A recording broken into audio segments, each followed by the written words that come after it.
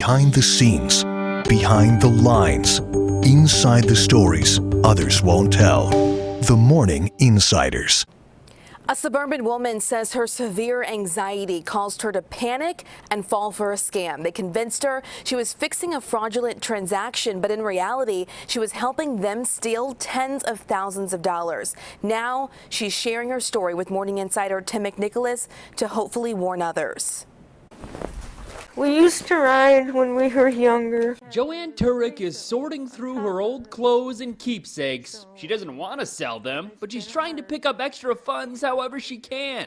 Like I said, I'm not very computer savvy, but I was going to try to do something like Craigslist, but I wasn't successful. Not computer savvy, so she was surprised to get an email last month about a $500 PayPal transaction. Turek says she has severe anxiety and PTSD. I was just a wreck. So she immediately panicked. I get worried because I try to be very responsible with their finances because they're so limited. Turek called the number on the email and they transferred her to a so-called IT worker who convinced her they needed remote access to her computer to fix the problems. I fell for that because I don't update my computer like it's supposed to. She says the guy eventually started yelling that she'd screwed up and somehow sent tens of thousands of dollars. I was just really intimidated, and I was even crying on the phone. He told me not to stop crying. And to fix it, she'd have to wire transfer $29,000. Then she screwed up again, so she'd have to redo it.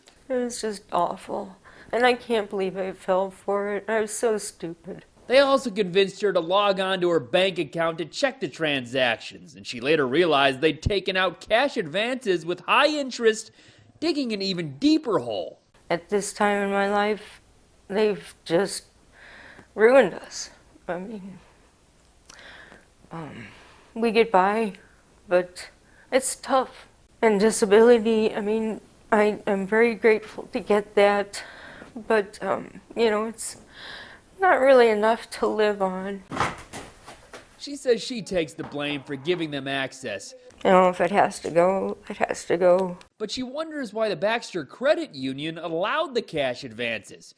I just don't know why that went through without any red flags popping up or Baxter contacting me. It wasn't until later that she realized the original email was not actually from a PayPal email address.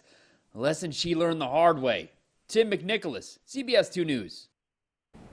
That woman also filed a police report. She's hoping detectives can use the account number or any other information she has and she was given to find out something about the scammers.